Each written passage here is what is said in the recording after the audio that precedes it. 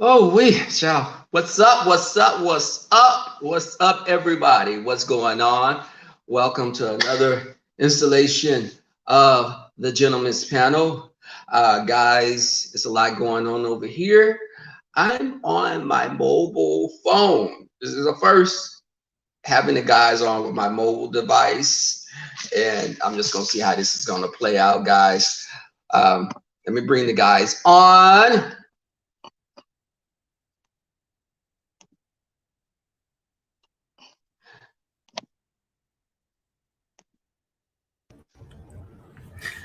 Hey, what's going on, sir? What's up, Cap? How's everything going with you? Everything's well. Everything's good. Good. Glad to be here for another episode. So let's get into some things. Okay. All right. Hey, everybody. Welcome. What's up, so glam? Are you still trying to figure it out?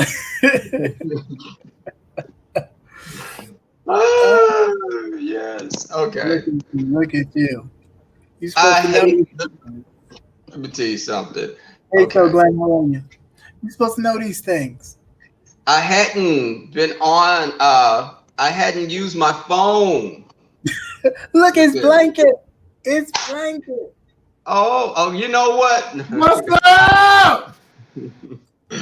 What's going on? What's going on, guys? So you said hadn't much been going on with you too much, Christian. What about you, Jay? A lot has been going on with me. We just had Iana Van Zant fix my life last night. I just took it off though because we had a serious moment.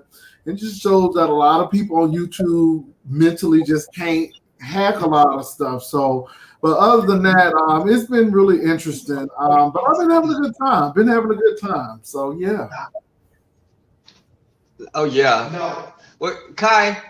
Uh, Uh, uh, huh? what did I hear? Are you gonna show That this? was Kai. That was Kai. He was outside. He's just been brought back inside. I let him have his playtime. Um, but guys, so it's definitely on YouTube. There's a lot of people that are undiagnosed, and it's very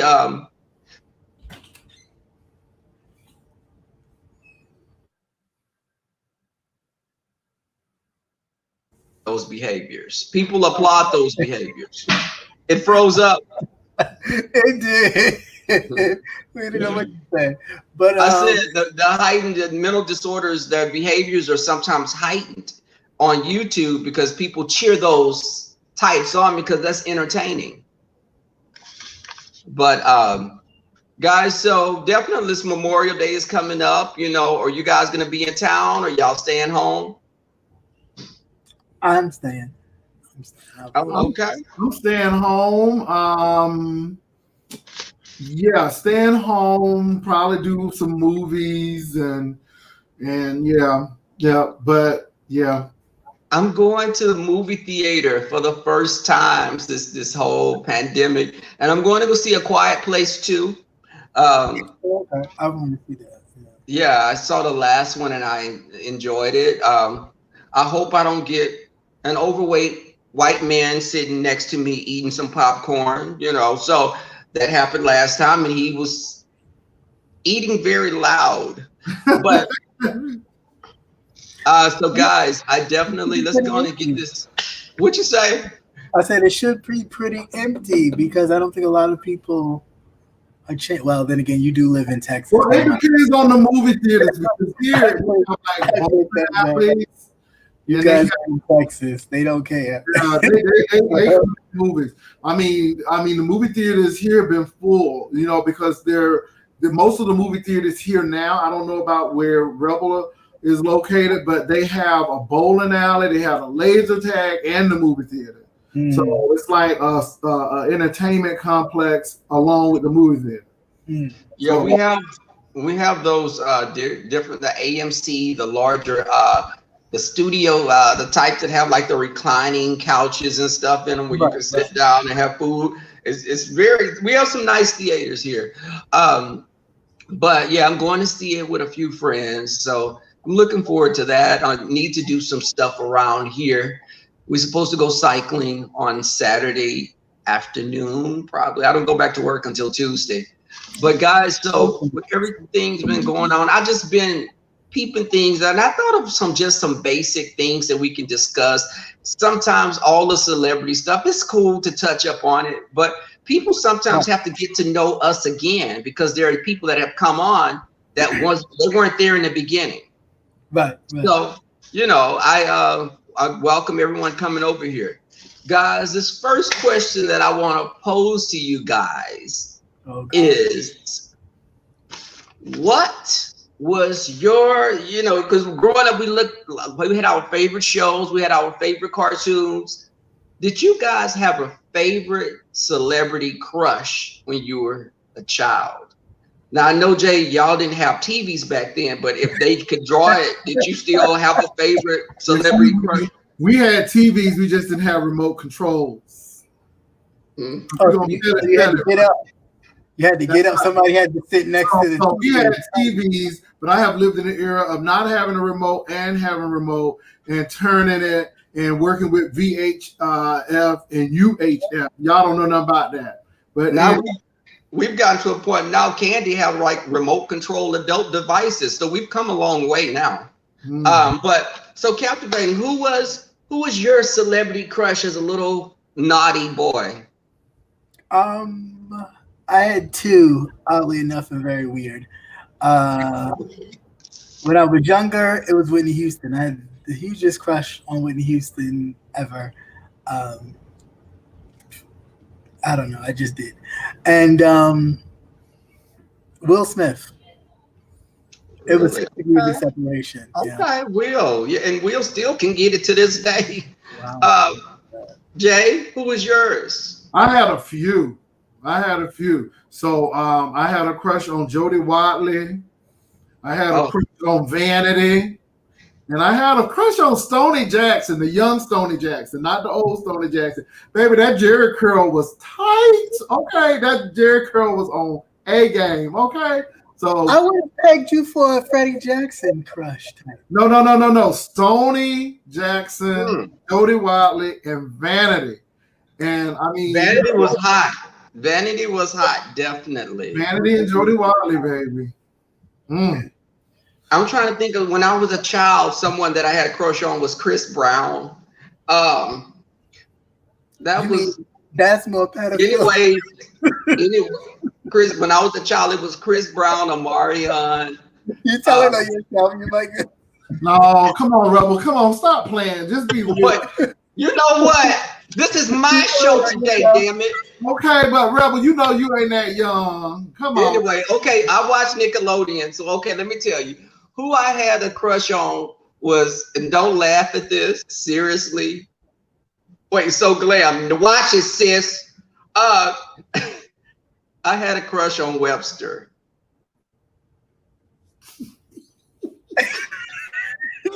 What? He was cute, and I was a little kid. Damn, what? No, Webster. I had a crush on Webster, and I also had a crush on Gary Coleman. Yeah, different straw. I mean, what you talking about? Let me tell you, I was a little kid, and I was a baby. I was a toddler, but I thought that they were cute, and they were little. They were little like me. So I mean, what the hell? Now, when they became older, time didn't do them any justice, and I don't find them attractive. I didn't find them. Oh my goodness! I thought you was gonna say something wrong. Yeah, I thought you was gonna say Stanley, like from the Cosby Show. I was a child. I wasn't sexually active like y'all. What? Anyways. That Snooch came out ready to party, and so did you. So stop it. Oh my God! Well, Stoney Jackson curl was on point, baby. That Jerry curl was long. He had muscles, and but I found out he was wearing eyeliner, but I just thought his eyes was popping. Wait, who was that? This was the young. Notice I said the young Stoney. Oh, okay. The young. So why are you talking about some Freddie Jackson? It's the Stoney Jackson. No, I'm just saying I pegged you for someone that would like Freddie Jackson. I don't know. I just thought. No. Stoney Jackson. Mm-hmm. Yo, well, okay. And along the lines, we're gonna keep it up with the childhood. So, guys, we talk about these raising wages and stuff for kids and younger adults. What was your first job? Your first job in the workforce, Jay? What was your first job? I worked at Burger Chef. Burger Chef. Yeah, it was a fast food restaurant. It was a chain at one point, and then they wound up being bought out by Hardee's. But my first job was working at Burger Chef. And how long were you there? I was there for about 2 years. I had that job in my senior year. So yeah, that was my first job. Kat, what was yours? But I actually got paid for it legally. No, I'm talking about my parents made me work. Was one of my brother's many girlfriends got me a job at the store she worked at. She worked at Key Foods, and that was my very first job. I was there for 3 weeks, and then an incident happened, and somebody tried to, I don't know what he called himself doing. But anyway, we got into a little kerfuffle, and then I just called my brother to be like, hey, I don't know what kind of situation is working out here, but you need to come check this whole situation. So he just came, and the guy called his brother, and it was like this whole big thing. And I was I'm good. I'm good. Y'all hood, okay? Yeah, Burger Chef. That was a long damn time ago. Okay, Burger Chef. Yeah. Right, so Glam, yes, Key Food is in New York. It was actually. But Nate, if you remember Burger Chef, then that means you old too. Damn it. Okay. Wait. So I've never even heard of Burger Chef. How about Christian? So how old were you there? I was 16. Ooh, okay, and this is the food place. This is the food place. It's a supermarket. It's called. Okay. Mm-hmm. I thought they would have probably fired you for eating the cakes up, but no, see, I'm trying to remember. I was only eating certain cakes back then, so it's not right. Everybody's not you, G Woodson. Everybody's not you. Y'all, you know what? My first job was at a refrigerated warehouse, and I learned how to drive a forklift. And my uncle, what happened? Did you learn how to ride one too? Yeah. You know what? That came a little later, before that actually. But my uncle was a supervisor. He got me on. I had a certification in everything at this time. In a particular, So, and the job was going good. I didn't know it was against, standards and protocols to be sleeping on the job. And I was found taking a long nap in a utility closet. Baby, I got out of sight because it wasn't that much work. What am I going to do? Just stand around? So I wanted to take a little cat nap. And the cat nap turned into like a hibernation. And my big boss walked in looking for something, and I was laid out on a pallet sleep. So that was my first job that I had actually got fired from. But it turned out to be good because I got a better job after that. But and I was there probably about a year or so. So what was the next job that you had? The what? What was your next job? So when you got fired from there, what was your other job? The next job I went on, it was another warehouse job. I was forklift driving then. Okay. But yeah, I got certified as a forklift driver with them, and I took the test and everything. I never even utilized that after that, but after the second job. Mm-hmm. But that was cool, guys. And I guess once you learn how to drive, well, you never forget it.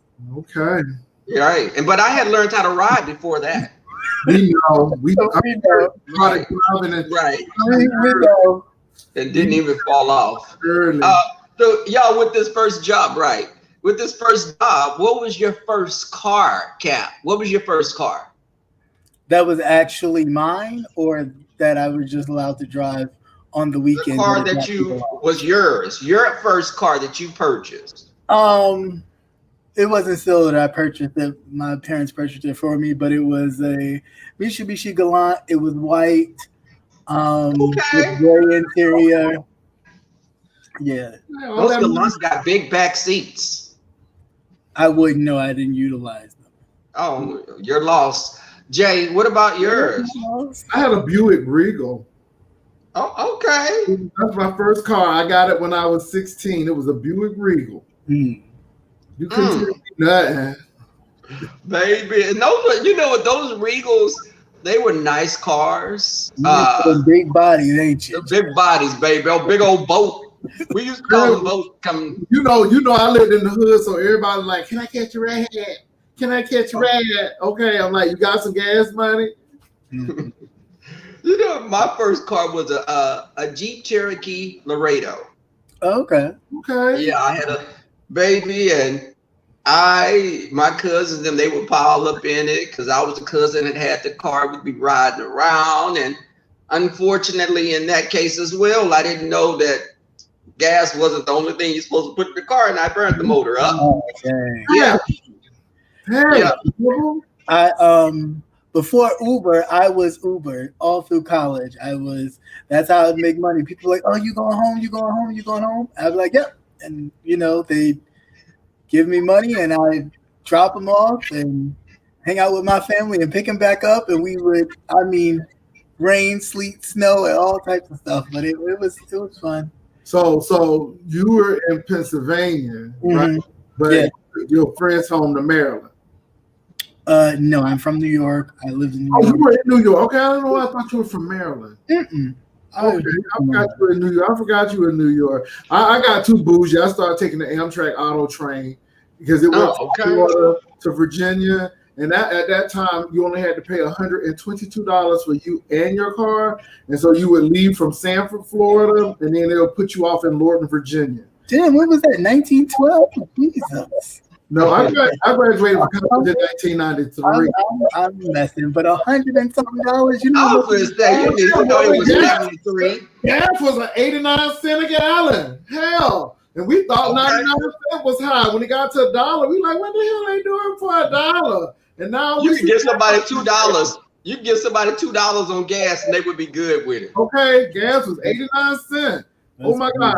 I used to hit the. Really, because I was in Virginia, and gas was running 89 cents and stuff, and now I'm looking at gas prices. I'm like almost $3. What is wrong with these people? Oh, anyway. Okay, gas, baby. I start my car up and drink $5 worth of gas. Hell, I'm not no. But y'all, what you guys, getting the first car, your first job, when you were doing this whole discovery of becoming a young adult, did anyone ever give you advice, just lifelong advice that you carry to this day? You still think about it? Maybe it wasn't that long ago you got some advice that was the best advice. What was the best advice you've ever gotten from someone? John, Jay. Oh, Chris, you want to go first, Christian? Well, I was. Two things. One, what sticks out to me the most, which I'll say first, is the advice my mother gave me, which was, you control it, don't let it control you. And it's always been something that I've always Somebody told me that, but it was in a different circumstance. But I'm sorry. You know what? I'm not surprised about that. But it's always been something that stuck with me. And then my great aunt, who happened to be my godmother as well, she told me I was young, and we were at some park. I think that her block was given like this big block party, but they did it at a park, and something had happened, and I was just over it. I wanted to go home, and she was just like, we all gotta deal with the cards that were dealt. He was like, boy, I want to tell you something. You make sure that you take that hand that you got and you play the fuck out them cards. And I was like, surprised at her cursing, but at the same time, Ticket was like, okay, yeah, like, all right, got it. And those are the two things that mostly has I mean, other things too, but those are things I carry with me the most. And that's definitely useful. That you could definitely use that in everyday life. Just, you know, I would have something like that, written down, words of encouragement, or things that steps to take, daily, affirmations. Jay, what about you? You know what? I got advice from a couple of people, a professor in Florida, and people always said, do not let people vicariously live their life through yours. Live your life. And then another one is, you know what? The more experience you have, the more you have to draw from. So always be, open to lifelong learning. When you stop learning, you stop living. So that has been really big, and I'm glad I did, because had I not listened to that advice, I would have still been in Florida. And I don't have a problem with Florida, but I see people who stay home, they don't grow, they do the same thing.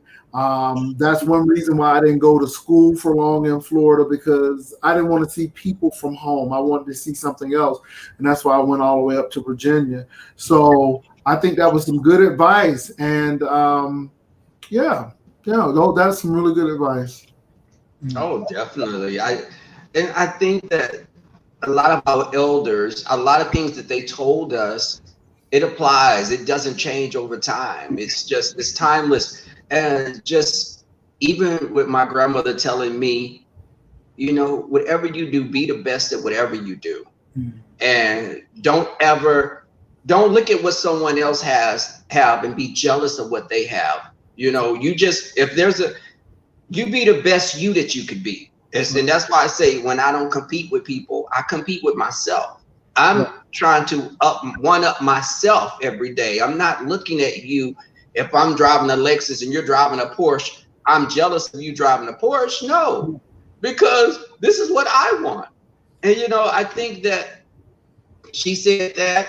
And then she also said, you date a man shorter than you because they're easier to control. Never date a man that's too much larger than you.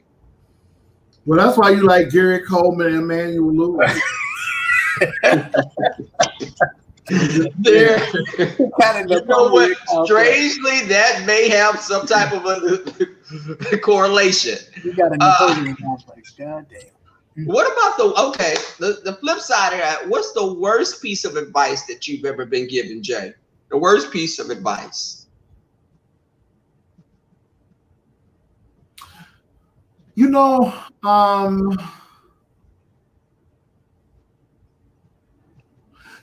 That's really interesting. I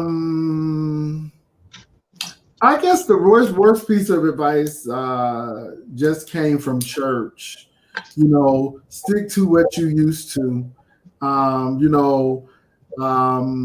was getting ready to go fly, and people like, oh, I don't understand why you're going to be a flight attendant and all of this stuff. And then I asked the question, well, were you ever one? No. So I guess the worst advice is, stay that teacher. Don't leave that good job being a school teacher. And I'm just glad because had I stayed there, I would have been, again, stuck at home. And I guess people were really scared to venture out. So I think that's a combination. I didn't get any particular bad advice, but it was just to do the normal thing that other people do. Just go along to get along. And I just never been that type of person. I think to add to, I forgot something else that an older queen told me when I first came out, and this was good advice, which was always date a man that's less attractive than you. Because date an ugly man, basically, not even less attractive, just date an ugly man that has a good heart. And they'll appreciate the ground that you walk on because they'll worship you. Now, that could have been the worst advice as well when you think about it. But what about you, Christian? What was your worst advice? I'm going to just say to add to that is not the great advice, because a lot of times, a lot of these trolls be walking around thinking that they're hot sauce because somebody gave them a chance, an opportunity to date them. Yep. And now, they're stuck. But the worst advice that I've gotten was that I can just wear any condom. Put this on. You can fit this. No, Here we go. Y'all listening? no. I mean, no. Really, seriously, no. I could not. And that was the worst advice ever. But it also helped me know some things that, yeah. Although we may be related, our fathers are different. So it was like, I can't wear what you wear. Yeah, but you know what, Rebel, you just said something. It was a guy in my community, and he was mean as dirt. His it is really funny because I'm not gonna say her name, but when I was supposed to have stolen the chicken from the place, okay, so it was his daddy's church, and so his daddy used to be a barber, and he was a stern man, and his mom was a very forthright woman, very stern, and the family always just seemed mean. But he went to college. He was very successful. He didn't bite his tongue, and people were really scared of him. But he was really concerned for the youth in the community. He was gay. He never admitted it. He wound up getting married and a lot of other stuff. But I never forget him coming to me and say, "You know what? Just be yourself and forget these people." He said, "You know, that's what you really got to do." And that was some really, really good advice. And it was really interesting because everybody knew what the deal was with him. But yeah, it was just interesting. And I'm like, why are you telling me this? You know, at the beginning, I'm young. Why are you telling me this? And of course, now I know. But he was really interested. Partial pregnancy is still sending me. Ooh, my goodness. Okay. But see, you had to be there. It was a nightcap situation. I'll be there next time. I'll be there next time with a guest. Yeah. Y'all guys, what's the biggest risk you've ever taken? Jay, it sounds like what you said before about the flight attendant. Was that your biggest risk? What was your biggest risk? You know what? I don't know if that was the biggest risk. I think the biggest risk was just leaving home, because people always like to hold you. And where I'm from, the Kennedy Space Center is the biggest employer, so people would go and get jobs there, and they would be set. And I just didn't want that for myself. So the biggest risk was leaving, because I am the only person who has left the state of Florida. My relatives are still in Florida. So, just moving to states without knowing anybody. Yeah, I have to agree. I have to agree a little bit with that. Definitely one would be leaving the state, because that was just the thing. It was like, people always talked about leaving, but no one really left. I mean, upon me leaving and being away from home for so long, my oldest brother wound up leaving as well. So I don't know. It was just something that, I can't, like, this is great, but I can't just live like this. I have to figure it out on my own. Other biggest risk is just coming to Maryland. I really just came here and didn't know much about Maryland, but Baltimore, to be honest, because my first cousin lived there, and that's where his family was from, and we would pick him up every summer and bring him to New York. So I didn't know too much about Maryland. And then once I got here, it was like, whoa, this is a shock. But I just made it in my head that I didn't have a place to go. I didn't have a home to go to, even though I did. I didn't have parents to call, even though I did. I didn't have any of that. And for a while, my mother was pretty upset at me. She figured out, because she wasn't too tech savvy, so emailing and all that stuff wasn't her. It was pick up the phone, call me. And when I didn't do that, she'd start emailing me like, you don't have to do this. You can always come back home. And I said, Mom, no, I have to, I pretend as if you don't exist. I have nobody, so I got to figure it out. So, I mean, after a while, she kind of, let me do my thing, because she's always been that kind of person that if you don't do it her way, it's not right. So, it was definitely. But that was you just being a younger person, striking out, taking people take risks like that, but that was definitely, to move like that was definitely a major thing. I think one of the biggest risks for me, I think safety wise, is when I went to Nigeria, Lagos, and it was just it was a lot of military stuff going on. And after I left, the weekend after I left, there was a 300-person massacre, and it was between the Muslims and the Christians. Right. They were fighting. There was a lot of, even going through checkpoints in the city, you had to go, people looking in the car with like M16s.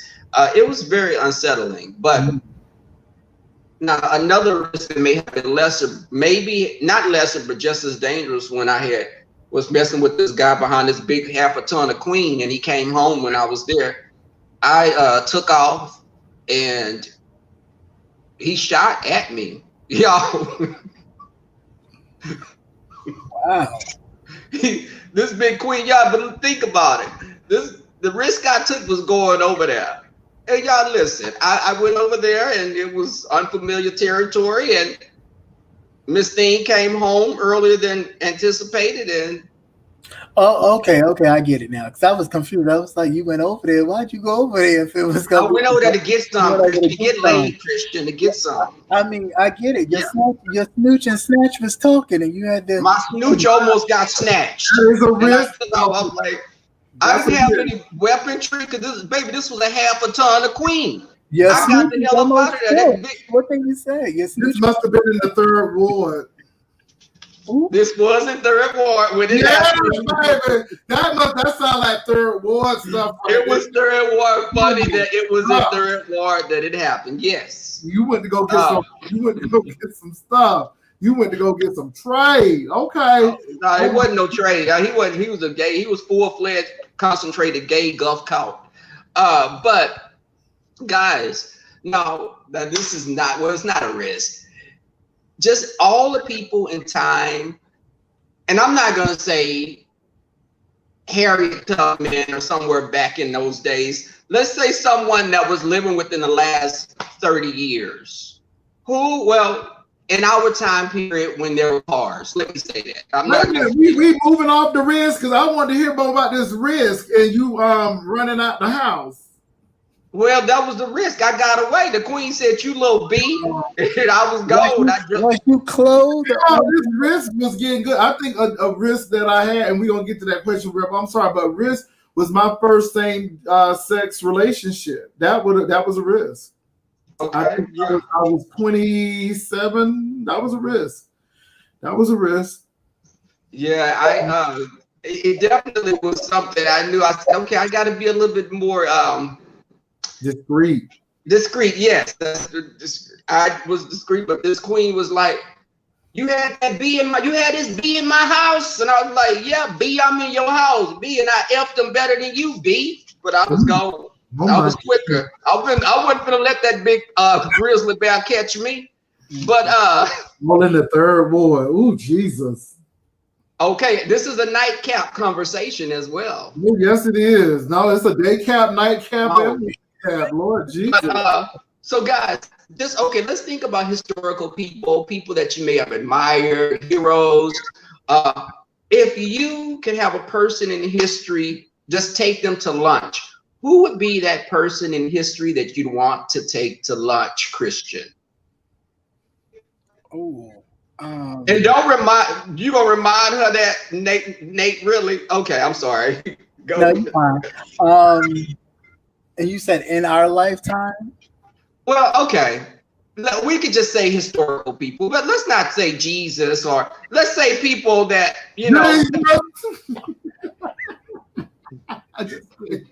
Yeah, I would like somebody just said in the chat. I would have Malcolm X. I mean, there's so much about him that we don't know that is assumed and kind of talked about, but not really said. And he's always been a person that I have been intrigued by, just by a lot of things that he's done. Even Marcus Garvey, to that degree, who kind of shaped a lot of his thinking as well.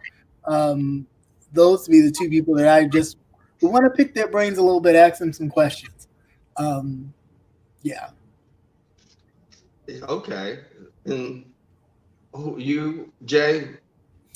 I would want to meet James Baldwin because James Baldwin was really interesting, and I would want to meet him because he wanted to be a preacher. He knew he was gay. He was a civil rights icon and yet a poet. When I saw his debate against William Buckley, he read him down. So he was a fierce man. I don't know, I would like to meet a lot of people. I want to meet Nina Simone because I think that she was an interesting individual. I just was listening to Misunderstood by her yesterday. Yes. So Nina Simone, I would want to meet her. And then I think the last person would be Carter G. Woodson because he wrote The Miseducation of the Negro. And I just think that Carter G. Woodson grew up poor and then made his way. He was very critical of the elite, even though he wasn't poor anymore, but his humble upbringing in West Virginia and seeing how Black people leave everything once they get wealth and how they leave others behind. I thought that was really interesting as well. So I would like to meet those people. So Carter G. Woodson, Nina Simone, and James Baldwin. I mean, there are a lot of people, but those three, I would really want to meet those three. Was there anyone else, Christian, at the top of the list? Yeah, as I thought about it, Toni Morrison, because I love her books. Richard Wright, of course, would be one. And Coretta Scott King, like I loved her. Oh, yeah. Yeah. So. For mine, it would be, these are people that are living, but it would be Greg Mathis, Judge Greg Mathis. Whoopi Goldberg. What you trying to meet him for? Right. Listen, his story of being a kid that grew up in the projects, and he triumphed overall because he had a background. He was in a gang, sold drugs. All he's gonna tell you is your snatch. I can tell you, he always cuss somebody out about you on drugs. You on drugs. And then Whoopi Goldberg, because I just admire her being so talented in all areas. And someone, last but not least, it would be Elaine Harris. Because he was the first person that would introduce his books. Open Up Invisible Life was the first book that I read from someone that was writing characters that I could relate to. So it would be Elaine Harris. Someone asked favorite foods. That's a random question. What are you guys' favorite foods, Jay? I know you like chicken. I like all of them. What Rebel? Rebel, you frozen? What's up, Rebel? Can you see? Am I frozen now? Yeah. Well, you like that. You be like that. Then you be like that. And then you because let me tell you, this man got to come and fix the internet tomorrow because there's something tripping with these trees or something outside. But what's your favorite food, Jay? You know what? Now, believe it or not, I have a new favorite food, and I guess my mom cooked it a different way, and I didn't like it. But I love some good cabbage. Oh my God, good cabbage. Yeah, I'm really getting into this cabbage now because it's really funny because when it's not prepared, and I love my mom and she could really cook, but I didn't like her cabbage, to be honest. And so then when you get something that's like, oh my God, this is good. So I think my new thing now is cabbage. Yeah. But sometimes I like hand tossed macaroni and cheese. Oh, okay. Christian, what about you? Hand tossed. Hand tossed. Macaroni and cheese, yes. Okay. I never heard of it being hand tossed, but you haven't. Okay, then. Well, you might get some when you. I know that tossed word is in there. But anyway, let me stop being messy. Anyways, favorite food. My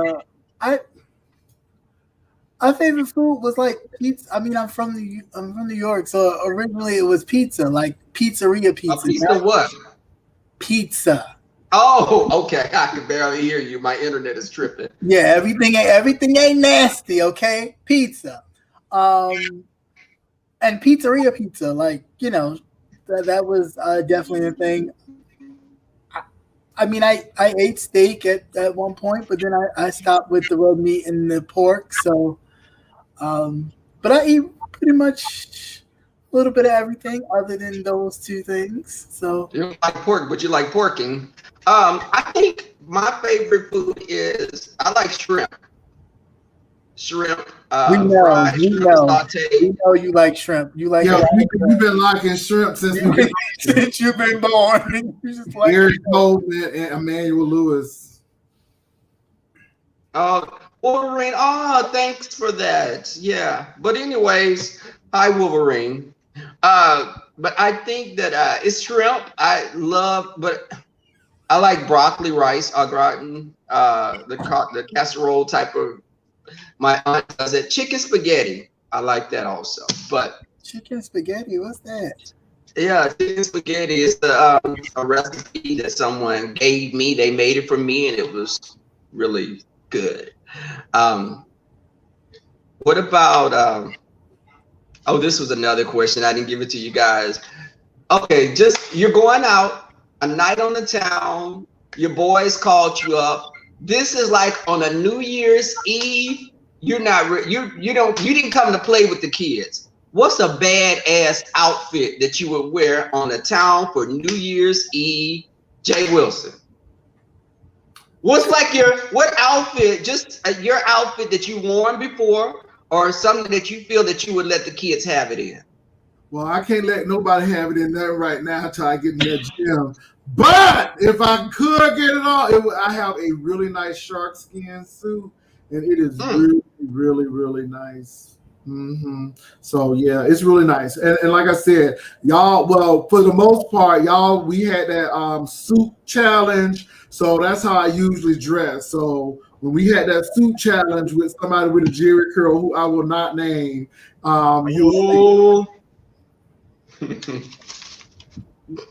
was it a Steve Harvey edition? You know what? He said some of Steve Harvey. Now, Steve Harvey has a vest that's to die for. I don't like his other stuff, but Steve Harvey and Blair Underwood. Oh God, he has a suit collection that is fire. So yeah, somebody said bacon is the closest thing to sex. I'll pass. Yeah, it's a little salty. It is good. What about you, Chris? That's what I would do. I'm very classic with it. So it would be a black crushed velvet blazer with a fresh white shirt,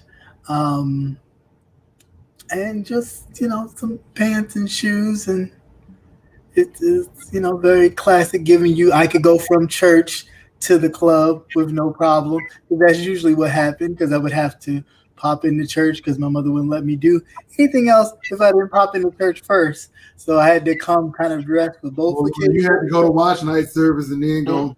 Yeah. You wouldn't hear the end of it, please. Okay. Oh, mine would probably be like a camel colored turtleneck, because it would be for New Year's Eve and it would be cold here. So I would have a camel colored turtleneck, some black slim cut jeans, and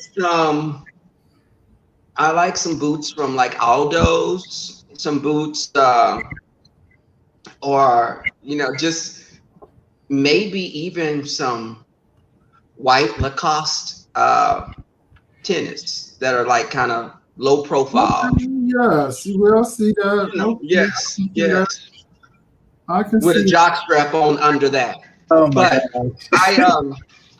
So just to add a little wildness to the outfit, guys, y'all checked out Pose, right?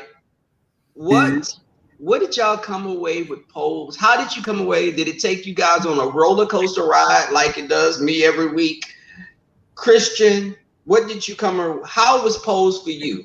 What did you get from it, if anything?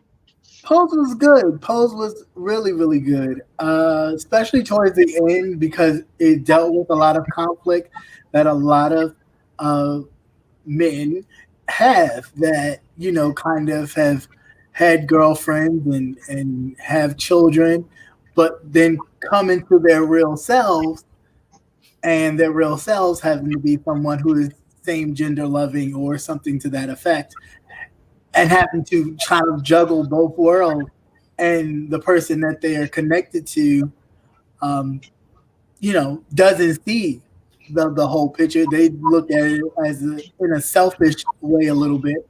So it was pretty interesting. I mean, Elektra getting involved with the mafia and all that stuff was interesting. I'm not sure how factual it was, but it was interesting. So, Especially being a trans woman back then. But I like the look. I like that touch. I like that they're getting their. They finally come up because it seemed like they were in dire straits before. Jay, what about you? What did you get from Pose?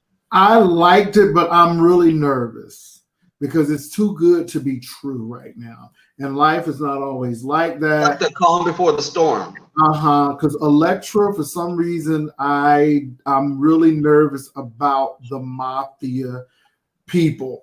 And my thing is, I wouldn't doubt that the mafia would do that because it's all about making money. But this is the thing. They don't care for trans people. They don't even care for gay people. So for the mere fact, they have to be very hush hush with that because if somebody even gets a woof that they are with transgender yeah, people, but back in that time, the only thing that I can equate to somewhat being factual, back in that time, it really was about making money. They didn't really care too much about it. It was mainly about making money. My only main concern, like you said, was maybe somebody in that mafia who had gone to where Elektra used to work and get whipped. And then they say, that's whatever. And then something winds up happening to her that way. So I don't know. yeah, I don't know. It just doesn't sound safe to me. I think that Poppy and Angel, I think she's going to come to realization about his son. I don't think so much it's going to be her blocking their marriage. I think it's going to be society. I think it's going to be the justice of the court, peace in the court, and I think that's going to stop the marriage. So I don't know how they're going to do that.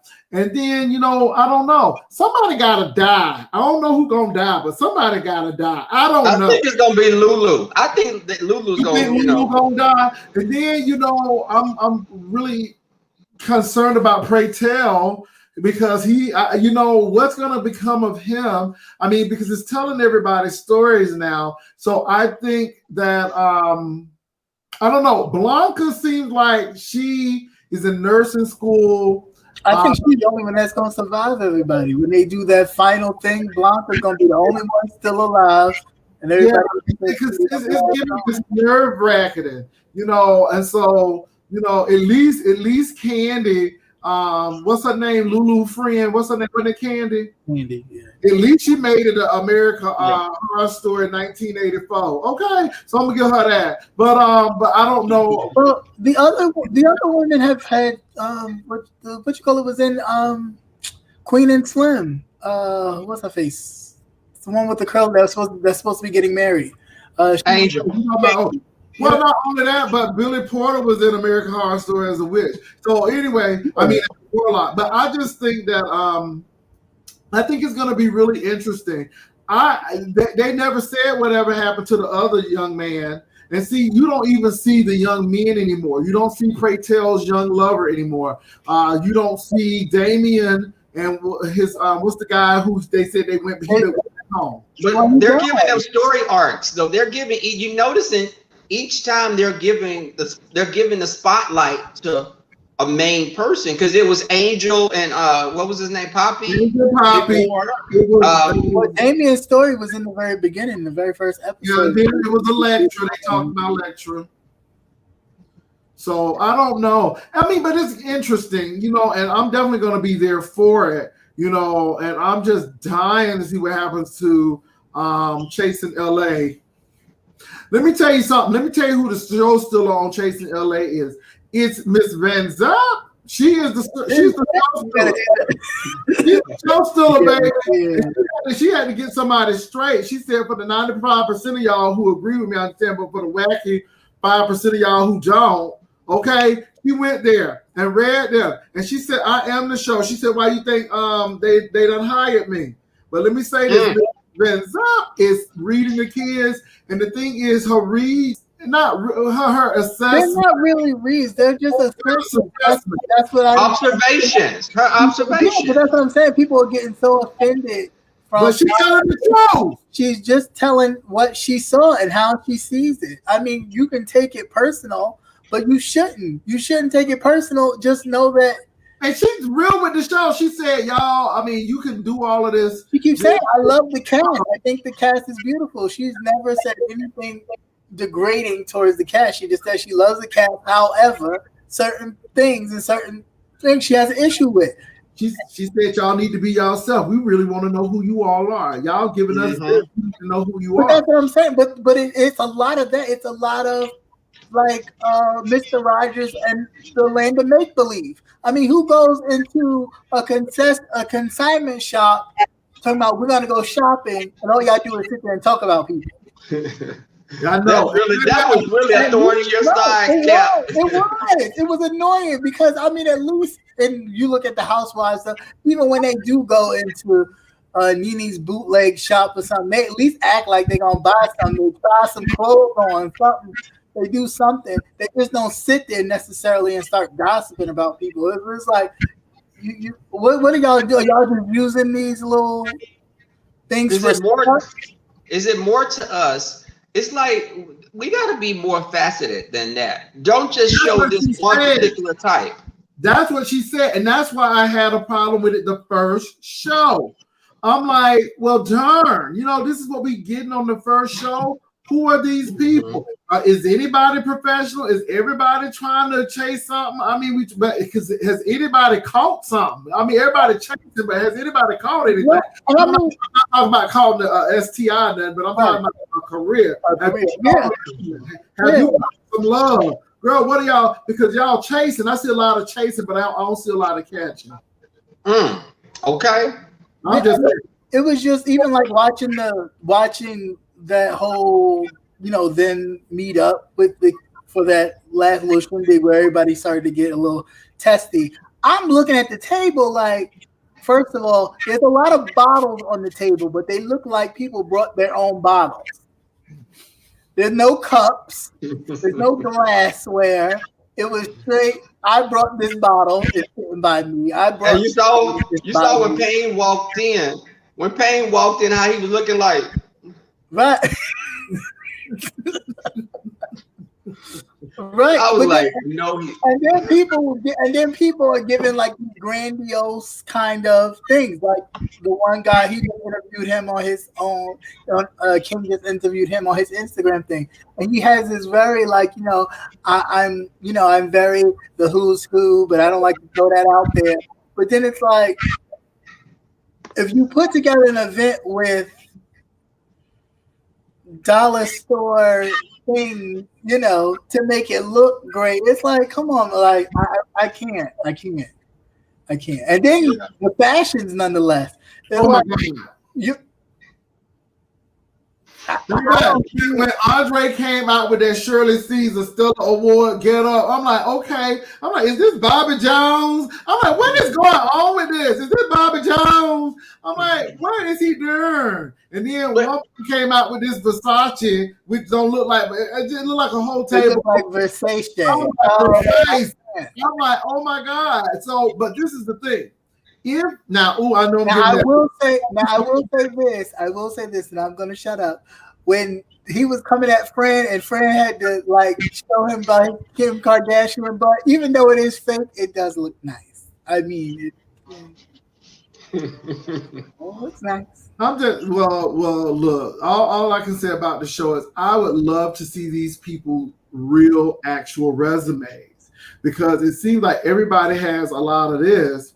But in actuality, what do those resumes really look like? Yeah, because I forgot to even mention to King on the episode when he was in the studio with old girl. It just looked like he was sitting in front of the computer. Oh, when he was producing for her. Oh And I don't know if that was no, but I'm just saying I don't know if that was an editing thing or what it was, but it did not look like like it just I don't know. I did see him moving. In his defense, he was moving buttons. Yeah, but I mean, overall, it did look like he was really just sitting there. I was like, well, where is she? What is she doing? Yeah. But they had probably recorded earlier, Cap. They probably did. I understand it. That's what I'm saying. That the editing does not do it any justice. And that's what Van Zandt been saying. Yes, the editing does not do it any justice because it for somebody who look. I've never watched. This is my first time watching any of these YouTube reality, whatever it is. So I'm highly critical when I'm watching it because I'm comparing it to other shows I've watched. Mm-hmm. Well, I think you need to get that mic game together because when they was up there on that hill, I'm like, okay, could we stop the wind? Well, okay. I was just thinking for that. I was just thinking there was a lot of other people up there that was out of breath, just like the rest of the cast. Okay, they didn't have time. I didn't have no wind. Okay, girl. That was a hell of a walk, though, baby. They had to trek up that mountainside, and I knew some of them didn't look like they had did much exercise. But the T-Pain said, "Not today, Satan." Not the okay. He was like, "You will not catch me sweating." Okay. But the thing is, she's really calling Andre out correctly. I would love to see these resumes because if you got it, then you'll show it, and that's the whole thing. You don't need a resume necessarily because your whole demeanor and the way you carry yourself would even show it. Almost like the word, show yourself approved, and the people will see your good works, right? So it's on that same adage that I don't need to see your resume, but if I watch you long enough, I can pretty much tell you not, like Andre, whatever his name is, the Shirley Caesar sparkly shirt. Oh, my mute. He's not giving much. He's not giving much. And he crazy too. He's bipolar. He was sitting there, and the more dark liquor he drank, the more his face got. And it was like, he crazy. The bottle. First of all, you got a whole bottle sitting there. When the scene started, the bottle was full to the top where he just took a little sip. By the time they cut to him again, the bottle was like down midway. I was like, damn. Okay, and then you got Maya Angelou doing the poetry over there. Was that Andre? Was not Andre. What was that? Quan. He said, call their name. Call their name. Call their name. Okay, call their name. All right. I did like the poem, but I was just a bit confused on the placement of everything. Like, I don't know. It just seemed a little set up to call me. Their name. Natural. I don't know. I'm the only person who is really rocking me. Like, I'm feeling this character again is the Hershey character because Hershey, yes. To be real, and I don't care what nobody say. Hershey worked that part like it was a stage, okay? She had them high heel shoes on in the grass and giving them people their money's worth. So I'm gonna give her, I said Hershey, but Hershey, excuse me, Hershey. He's likable. He has a very likable. Fran ain't likable to me because Fran's coming off like, oh, but I got some tea. Hold on for a minute. Oh my God, and this is not. Why y'all ain't tell me Suzanne Malveaux was openly gay? And she going with the new, her partner is the new chief of staff, the press secretary. Okay, I didn't know Suzanne Malveaux was gay. You know the lady who was the chief on the news. She was a correspondent, right? Yeah, dark skinned sister, real beautiful, real pretty lady. She had on that yellow dress. That's her partner. her and Suzanne Malveaux are together. I'm like, I didn't even know. Nobody ain't tell. Oh, you mean Pierre? Yes, yes. Nobody ain't tell me. Wait. Who's the person? I can't think of her first name. Pierre. Her last name is Pierre. Oh gosh, but I didn't know she was. I didn't know she. I came across an article that was saying that she was gay, but I don't really. Oh, she said it. Baby, she is. No, that's what I'm saying. I'm saying I don't really when articles say it, I don't really do too much into it until I know that the person has said it, because she said it, and you can go on, and they got pictures together and everything. Jean-Pierre. I'm like, okay. I'm like, I didn't know that. I mean, Suzanne Malveaux, I didn't know, and she is a distant cousin of the Malveaux who was president of Bennett. Well, that's old news. I didn't know because ain't in people business like that. But I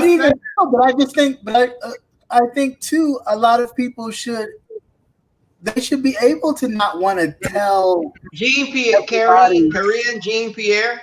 Yes. I'm happy. I am happy because of that. I'm not saying it's a bad thing. I think it's a great thing. I think it's a great thing. And, I'm not saying that, but I am saying at the same time, though, that it's okay that some people aren't, reading the charge saying, "Hey, look at me and my wife or me and my husband again, and we happen to be this." They, kind of do their careers and strive and do it, and then. Hey, they get to a certain point. Somebody asks, they're not ashamed to say it, but it's not right. Like, well, that's what I'm saying. You don't have to do a public declaration. But it goes to show you again, these are people in the public sphere. You have Joshua, you have Jonathan Capehart now, you have Don Lemon. I mean, you have Suzanne and Don Lemon just went back black, please. Well, regardless of what you all say, he is what he is, and his mom like a whole COPD case though. She talk like this, so his mama is rough. She black, he black, and he know it. He know. No, he ain't. But I'm saying, but he wasn't giving all that till he got accosted by the police himself, and then all of a sudden, yeah.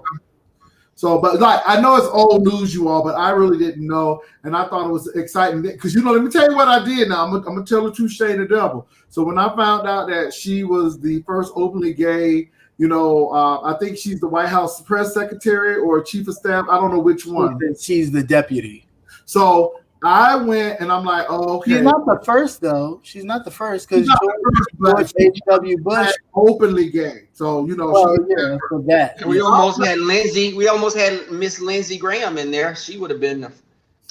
I went over. Old lady G ain't open, child. I mean, she is open, but she ain't open. So I went on over there yonder, and I saw, and I'm like, okay. I said she probably got a white woman. But it was Suzanne Malveaux. I mean, Suzanne is close, but she identifies black. But I'm just saying, because I thought she was going to do a Wanda Sykes thing, and I still love Wanda Sykes because I think Wanda Sykes is funny. I don't know if y'all saw Wanda Sykes' new show with Wanda Sykes and Epps. What's his name? Michael Epps. The show is funny. And Judy. The show is funny. Kim Fields is being real. She is not Regine in this. She is real. Working mama, why you stole my money? I don't know that, but it is really good, and it's on. I think it's on Netflix. I binge watched the whole episode, and it was really, really good. So they talked about LGBTQ issues and everything. Really, really good. So who's the LGBTQ person on the show? It's the son, and he's fine. He is fine. I knew he was going to be a gay character with that UPS uniform he was wearing because it was below his cat. I mean, it was below his left thigh. That was real. Did you know Micah from Queen Sugar is gay? Yeah. Mm-hmm. I didn't know that until I was reading something in it. I was like, oh, okay. Yeah. Somebody said, let's talk about Simone Sanders not getting that job. Let's talk about Simone Sanders jumping ship, thinking, oh, okay, I'm gonna do this, and I think people just saw it and was like, okay. But she did get a job. What happened with Simone Sanders? She had a job, but she don't have the job in the White House necessarily doing like Jean Pierre's job. That's what she wanted. She wound up being she's the press secretary or assistant press secretary deputy for Kamala Harris. She wanted White House. Well, but you gotta understand, you was riding with Bernie Sanders for a while, okay, and then soon as Joe Biden put his hat in the ring, you jumped ship and just so. Granted, they welcomed you, of course, but I'm sure they was looking like. Okay, I'm gonna give you the side eye, girl. Because you was with Bernie Sanders. Yo, you know, he did. But real quick, speaking of Bernie Sanders, Nina Turner is running in Ohio. Please show out and vote. Okay, this is the show. The Upshaw. It is a very good show. It is a very I'll check that out. Binge watch that whole daggone show. It first started off, I was like, I don't know about this. But as the episodes got deeper and deeper, it was really, really. And it's on Netflix? Yeah, it's on Netflix. It's on Netflix. I'm gonna check that out. I'm really happy that Kim Fields is showing her acting skills. And when I tell you she is playing a working woman, she's playing a working woman. Okay, this is not Regine, this is not Tootie, and this is definitely not housewife stuff. This woman is really acting. And Michael Epps is good as well. And I was very surprised, but he is very good in his role too. Yeah. Guys, when we were talking about Chasing LA, and that's a utility, there's a utility as a YouTube-based show. There was another question I posed to you guys before we get out of here was, what's a good thing that you found out about YouTube, and what's a good thing that comes with YouTube, and what's the bad that comes with YouTube? Jay, what's the good thing that comes with something that maybe you're glad that you can do, or some experience, just YouTube gives people the chance to show their talent.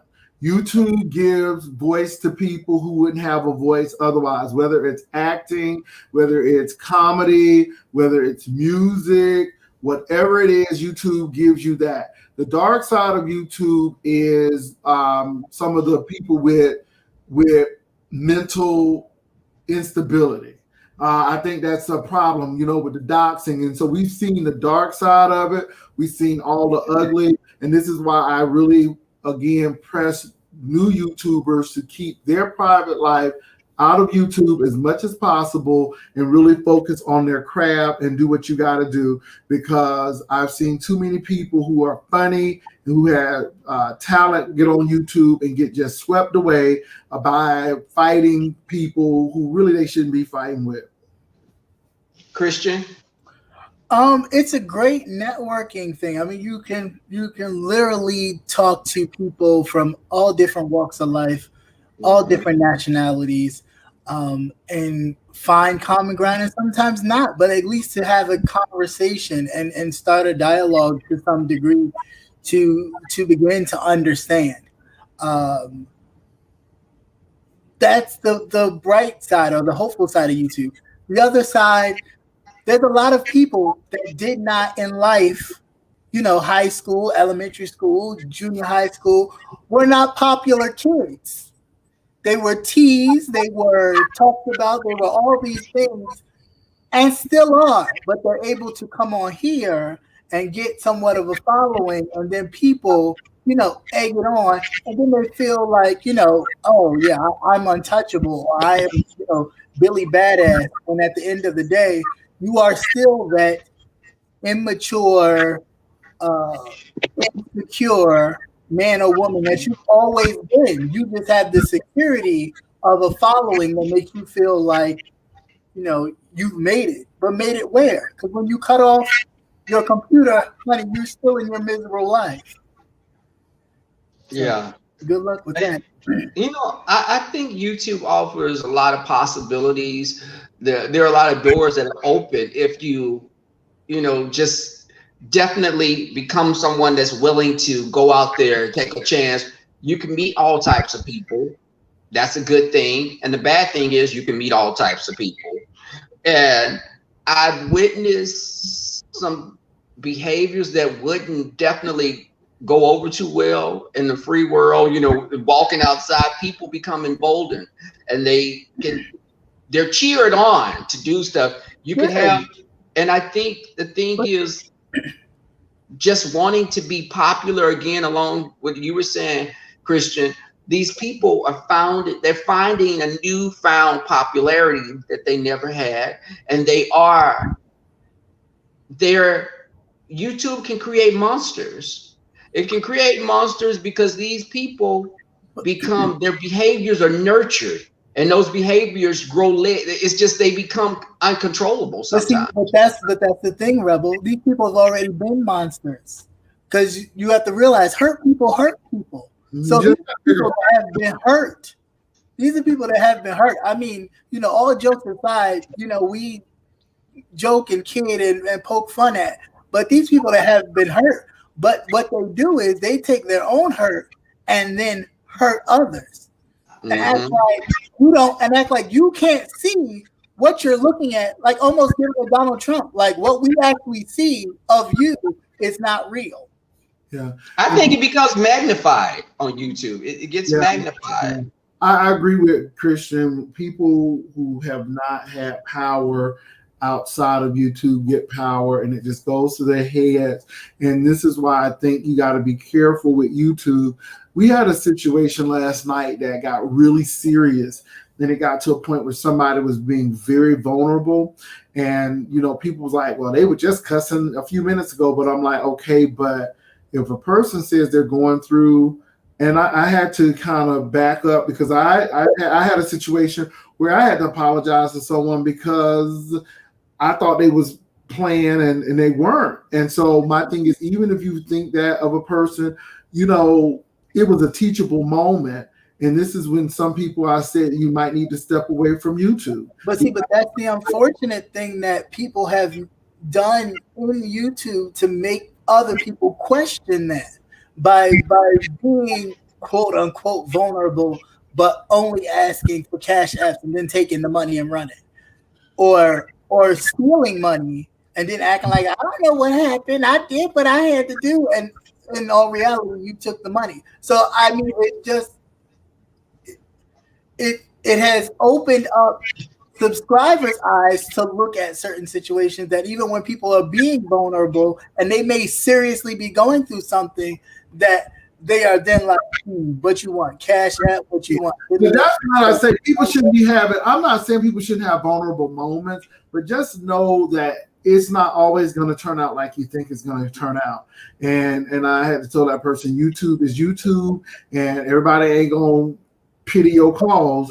And I said, if you throw that out there, be prepared to get it back. And come to find out, you know, a lot of people know what they're doing. So I just think that YouTube has opened a lot of doors positive for people. I look at T.S. Madison and her situation and how she went from, you know, being on YouTube now on WeTV.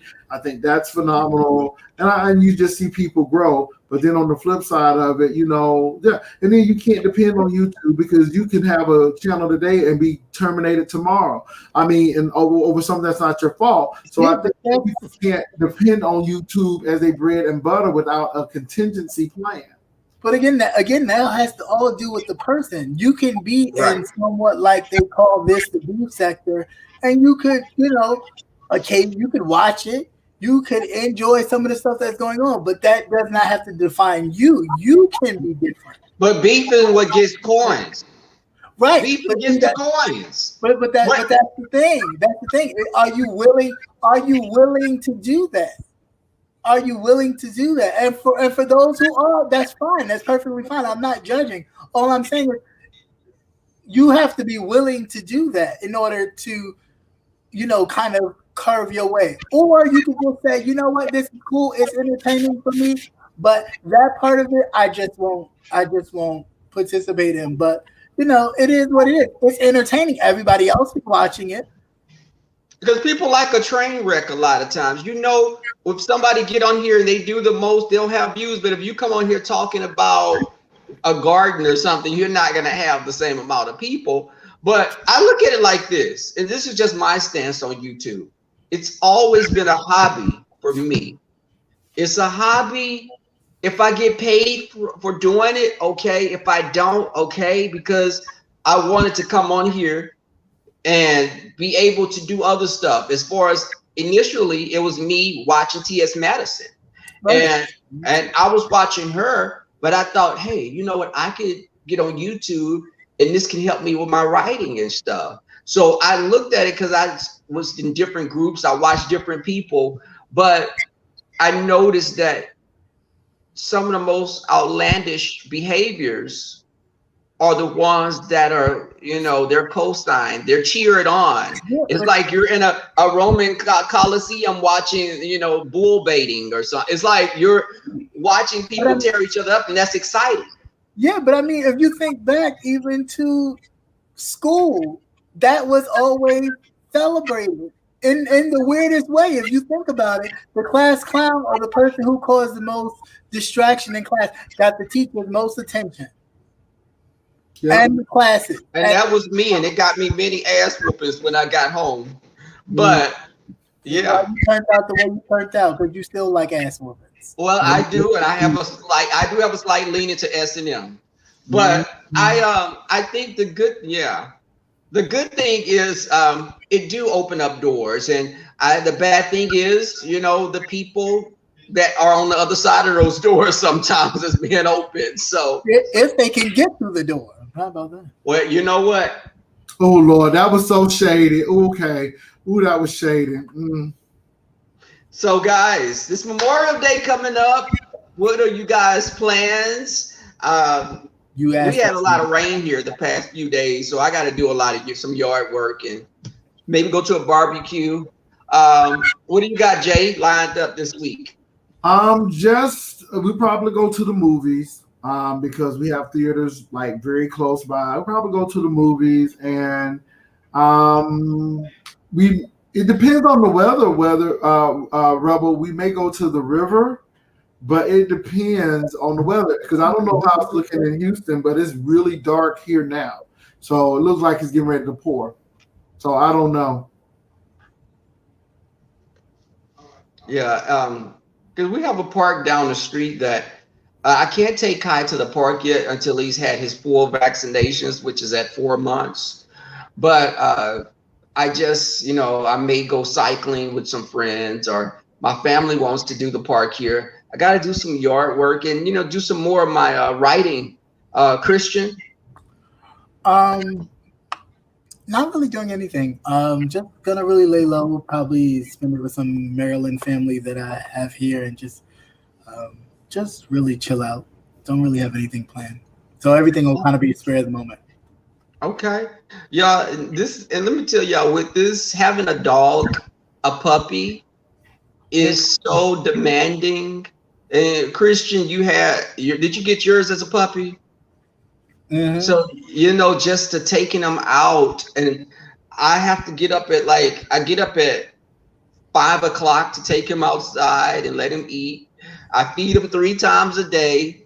You have to feed a puppy, consistently like that, and taking him out. He's whining. But the good thing is, this dog I have to get him socialized, because when I've been in the yard and someone's walked by, he'd be like, rah, rah. He's running at the gate, barking at him already. And he's only like 11 weeks old. Now, Lynn is going to cheer that behavior on, but I don't want him like. That's just him protecting. I mean, he's always going to do that. He's always going to protect. Because he's that kind of breed. Because I'm going to let y'all see how he's gotten big. Let me go grab Kai. Go grab him. Her. Go grab little Kai. Okay. Them pickles in them jaws. No, just kidding. So any questions that you guys have that you want to ask, this will be a good time. As we get ready to close on out. So any questions, comments, concerns that you guys have, you can ask them now in the chat, and we will be sure to answer them. And don't get too crazy because you might get cussed out. Mm-hmm. Hold on, y'all, because I want Kai, and I be trying not to, I don't let him be in here, but let me let y'all see. Don't let him get too comfortable in the kitchen. Lord knows we don't do that. It's a little dark. There you go. That's better. Oh, look at oh, he looks He's gotten big in just a couple. Oh, look, he all in your face. Don't let that dog look you in your face. Okay. He's gotten so big, y'all. He's getting big. How many wives do I have, Lindsay? I have 2 YouTube wives. Look at him. Oh my God. Look at him. God, look in the camera. And you gotta ask them if you want an application to be another wife, because I don't handle that part of it. Okay, he's a pretty dog, bro. Yeah, he is. But you know what the thing is with his color? He's gonna be a red heeler, so all his color is gonna be darker. His coat is changing because he was white when he was born. But he's definitely, he's got big. He's really smart. He knows how to sit and roll over, and he stays right now. Yes, that is awesome. But, you would have to definitely talk to Jess or Panari to get an application to actually be Oh, okay. Oh, Sister Wives. Hold on, let me put him back up in here real quick. Okay, got it. Oh, he's too cute. I love the smell of puppies. That's the greatest smell ever. I was the animal person at work. Okay. Okay. All right. But guys, so it's been let me put this in here. I'm one of those people, baby. My mother used to always be, don't have no dogs in your kitchen. Yeah, I know, man. Yeah. But and you know the old saying, you can't teach an old dog new tricks. In 2020,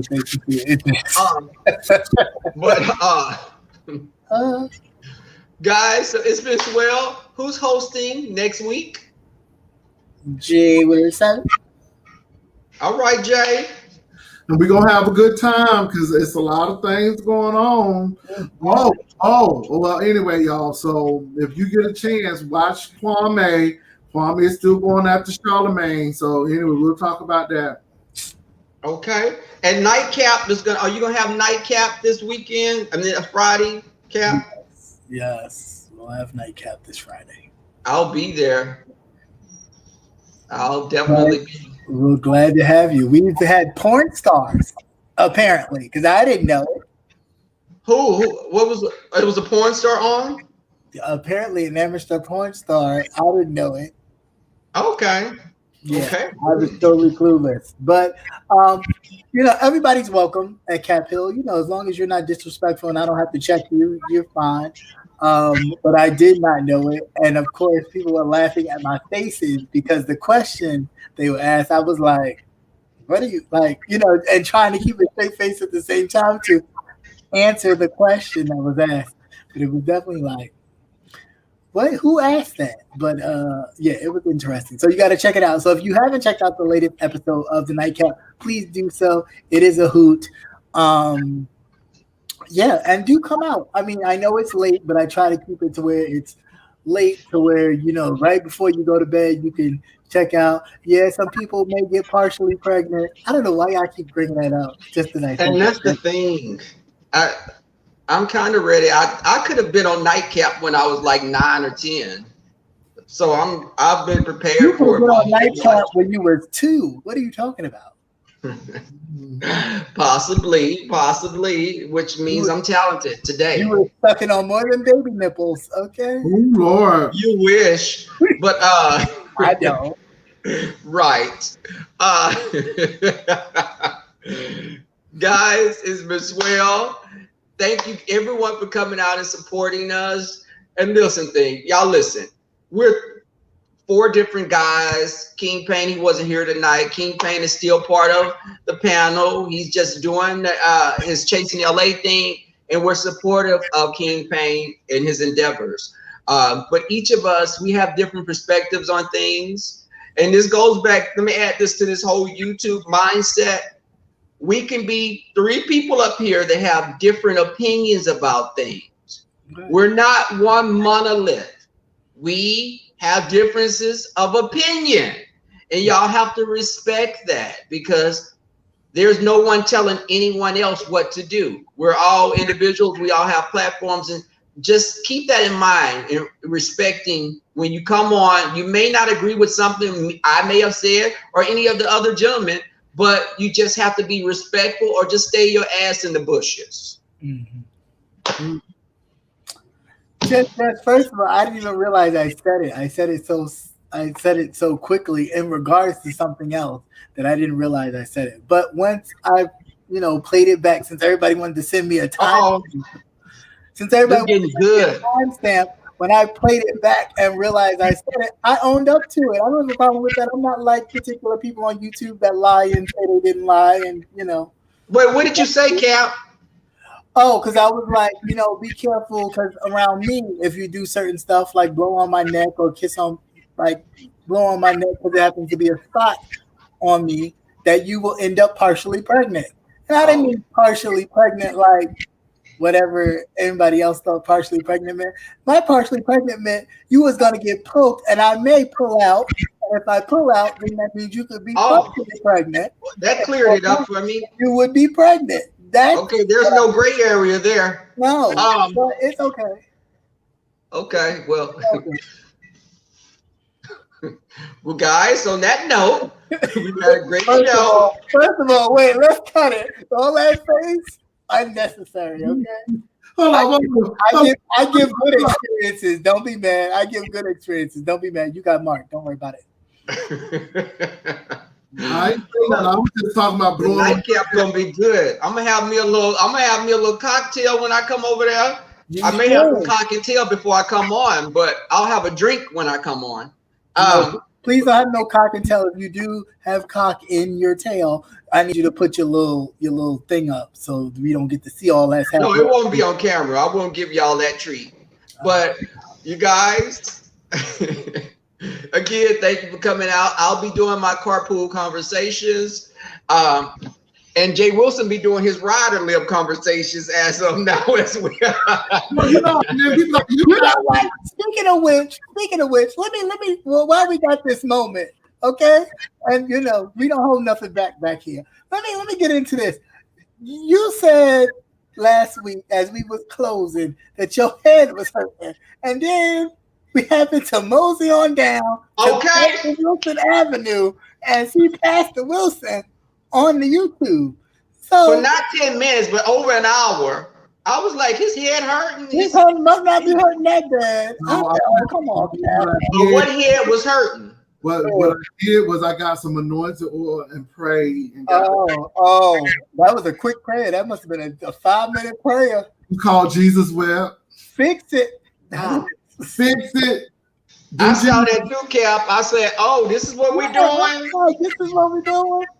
Well, I was gonna go to bed, but somebody had hearkened me to come on. Lie to the people. Right. I'm trying to put me all out on Front Street tonight. Y'all know me, really though. That's what we doing now. Who putting you on Front Street? You already put yourself on Front Street. You went live. Anyway, I'm about to get a little messy, but I'm gonna keep my mouth shut. Well, but guys, again, we'll be on Jay Wilson's platform this week. Come out. Subscribe, check out each of the guys. We have all something different to bring to the table. Peace, guys. We're out.